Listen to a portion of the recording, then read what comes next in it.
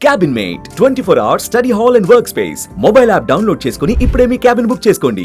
Big breaking చూస్తున్నాం. పెహల్గామా దాడి తర్వాత పాక్ ఇండియా సరిహద్దుల వద్ద తీవ్రమైన ఉద్రిక్త పరిస్థితులు నెలకొంటున్నటువంటి ఈ సందర్భంలో లష్కరే తోయిబా చీఫ్ సయ్యద్ హఫీజ్ సంచలన కామెంట్ చేశాడు.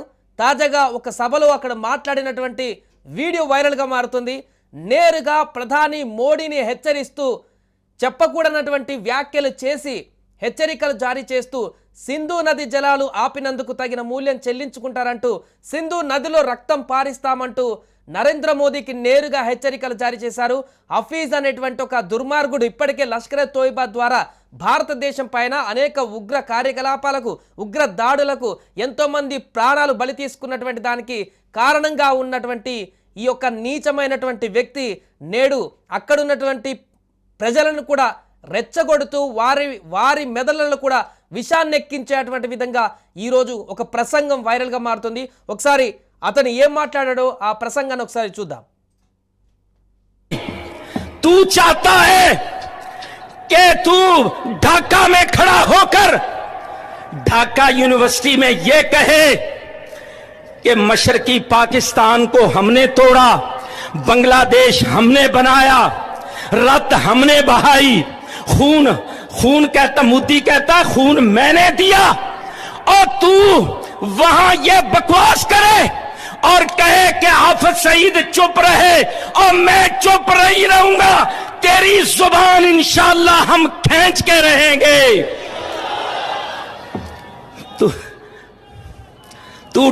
तू दबाव डाल रहा है इस्लामाबाद पर. हाफिज सईद क्यों बोलता है? और तू बोलेगा तो हम बोलेंगे इंशाअल्लाह. तू कहेगा कि पाकिस्तान का पानी रोकेंगे, कश्मीर के अंदर डैम बना के तुम पाकिस्तान के पानी को रोकोगे, पाकिस्तान की ज़राअत सनत का खात्मा करके पाकिस्तान की मईशत तबाह करके सी पैक के मंसूबे नाकाम करने के लिए तू बढ़ के मारेगा और तू चाहेगा हम चुप रहे. सुन, अगर तू पानी बंद करेगा इंशाअल्लाह हम तेरी सांस बंद करेंगे. इन दरियाओं में फिर खून बहेगा. और मोदी तू चाहता है कि तू ढाका में खड़ा होकर ढाका यूनिवर्सिटी में यह कहे कि मशरकी पाकिस्तान को हमने तोड़ा, बांग्लादेश हमने बनाया, रत हमने बहाई, खून कहता मोदी कहता खून मैंने दिया. ఆ వ్యక్తి చేస్తున్నటువంటి ఉద్రేకపూరితమైనటువంటి ప్రసంగం అక్కడున్నటువంటి స్థానిక ప్రజలను రెచ్చగొడుతూ వారి మెదళ్లలో కూడా విషాన్ని ఏ రకంగా నింపుతున్నారో.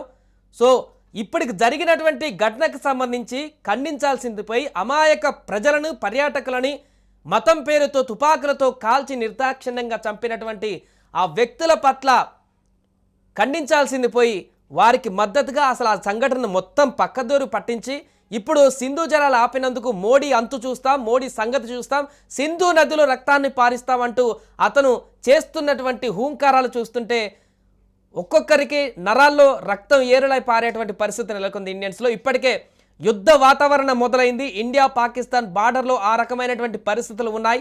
ఇంకా ఇలాంటి పరిస్థితుల్లో అక్కడ చేసిన దానికి పశ్చాత్తాపపడి ఒక అడుగు వెనక్కి వేసి పాకిస్తాన్ ప్రభుత్వం కానీ పాకిస్తాన్లో ఉన్నటువంటి వ్యక్తులు కానీ భారత్తో సంప్రదింపులు జరపాల్సి పోయి ఈ ఘటనకు సంబంధించి ఇంకా జరగకుండా చూసుకుంటామని చెప్పాల్సింది పోయి పూర్తిగా యుద్ధాన్ని కోరుకొని అశాంతిని రగిల్చేటువంటి అగ్గిలాగా మారుతూ ఇలాంటి నీచమైనటువంటి వ్యక్తులు చేస్తున్నటువంటి కామెంట్స్ ఇప్పుడు మరింత అగ్గిని రాజేస్తున్నాయి. దేశ ప్రధానినే మరొకసారి టార్గెట్ చేస్తూ ఈరోజు మొన్న పెహల్గాంలో జరిగినటువంటి దాడిలో కూడా అక్కడ ఉన్నటువంటి సాక్షులు చెప్తున్నారు, ఏం చంపేసిన తర్వాత వాళ్ళని మోడీకి చెప్పుకోండి అని చెప్పేసి మోడీ గురించి అక్కడ టార్గెట్ చేస్తూ ఆయన మాట్లాడినటువంటి సందర్భం కూడా ఉందంటూ కూడా సాక్షులు చెప్పారు. ఈరోజు ఈ యొక్క హఫీజ్ సయీద్ అనేటువంటి వ్యక్తి కూడా ఉగ్రవాద కార్యకలాపాలు నిర్వహించేటువంటి వ్యక్తి పబ్లిక్గా పాకిస్తాన్లో ఒక ప్రాంతంలో సభలో ఏర్పాటు చేసుకొని అక్కడున్నటువంటి ప్రజలను ఏ రకంగా సిద్ధం చేస్తున్నాడో చూడండి. భారత్ పైన ఏ రకమైనటువంటి ఉక్రోషాన్ని వాళ్ళ మెదడులోకి ఎక్కిస్తున్నాడో చూడండి. ఈ రకమైనటువంటి ఉగ్ర ఆలోచనలతోటి ఉన్నటువంటి ఇలాంటి లష్కర్ తోయిబా కానీ ఇంకా ఇతరత్ర సంస్థలు కానీ నిరంతరం భారత్ పైన, భారత్లో అశాంతి కలిగించాలి, భారత ప్రజలని హింస పెట్టాలి, భారత్లో ఉన్నటువంటి అమాయకులను కూడా చిత్ర హింసలు పెట్టాలనేటువంటి ఒక మతోన్మాదమైనటువంటితో కాకుండా ఒక ఉగ్ర కార్యకలాపాలతో ఈరోజు అక్కడ పేటరేగిపోతున్నారు. అందుకే వీళ్ళందరినీ సమూలంగా నిర్మూలించాలనే ఈరోజు ప్రపంచవ్యాప్తంగా ఉన్నటువంటి అందరూ ముక్తకంఠతో నినదిస్తున్నారు. భారత ప్రభుత్వం ఎలాంటి నిర్ణయం తీసుకున్నా మేము సపోర్ట్ చేస్తాం, వెన్నంటూ ఉంటాం. ఏ రకమైనటువంటి నిర్ణయం పర్లేదు. అక్కడ హమాస్ చేసినటువంటి తర్వాత ఇజ్రాయెల్ ఏ రకంగా యుద్ధానికి పూనుకుందో అదే రకమైనటువంటి యుద్ధానికి భారత్ పూనుకున్నా కూడా మేము సిద్ధంగానే ఉంటామని చెప్పేసి ప్రపంచ దేశాలు మద్దతు ఇస్తామంటూ కూడా కొంతమంది ప్రపంచ ప్రతినిధులు కూడా చెప్పడం జరిగింది వివిధ దేశాలకు సంబంధించి. సో ఇక టైం లేదు, ఖచ్చితంగా టైం వచ్చేసింది, వీళ్ళ అంతు చూడాల్సిందే, ఎక్కడున్న సమూలంగా నిర్మూలించాల్సిందే అనేటువంటి డిమాండ్స్ ఇప్పటికే పూర్తిగా నెటిజన్ల నుంచి వ్యక్తమవుతున్నటువంటి సందర్భంలో ఇలాంటి కుహనా యదవలు ఇంకా రెచ్చగొట్టేటువంటి విధంగా వ్యాఖ్యలు చేయడం, ప్రసంగాలు చేయడం మరింతగా అక్కడున్నటువంటి దీనివల్ల వచ్చేదేం లేదు, పోయేదేం లేదు, మనల్ని టచ్ చేసేటువంటి పరిస్థితి కూడా వాళ్ళకి సినిమా లేదు. అందుకనే ఈ వెన్నుపోటు దాడులు, దొంగ దెబ్బలు తీస్తుంటారు. నేరుగా ముఖాముఖికి వచ్చి తలపడేటువంటి శక్తి లేక ఈ రకమైనటువంటి దాడులు గత కొన్ని సంవత్సరాలుగా భారత్ పైన వెన్నుపోటు పొడిచేటువంటి దాడులు, వెనకమ్మటి పొడిచేటువంటి దాడులే చేస్తున్నాయి.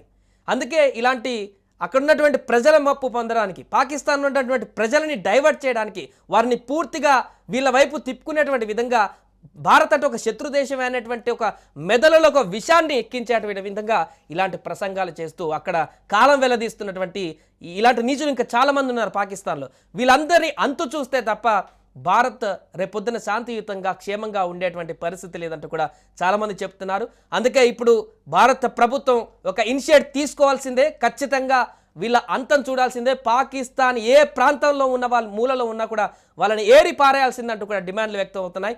ఈ నేపథ్యంలో లష్కర్ తోయిబా చీఫ్ హఫీజ్ సయీద్ చేసినటువంటి ఈ ప్రసంగం ఇప్పుడు వైరల్గా మారుతుంది. దీని పట్ల కేంద్ర ప్రభుత్వం ఎలా స్పందిస్తుందో చూడాలి. సుమన్ టీవీలో మీ పర్సనల్ అండ్ బిజినెస్ ప్రమోషన్స్ కోసం కింది నెంబర్కి కాంటాక్ట్ చేయండి.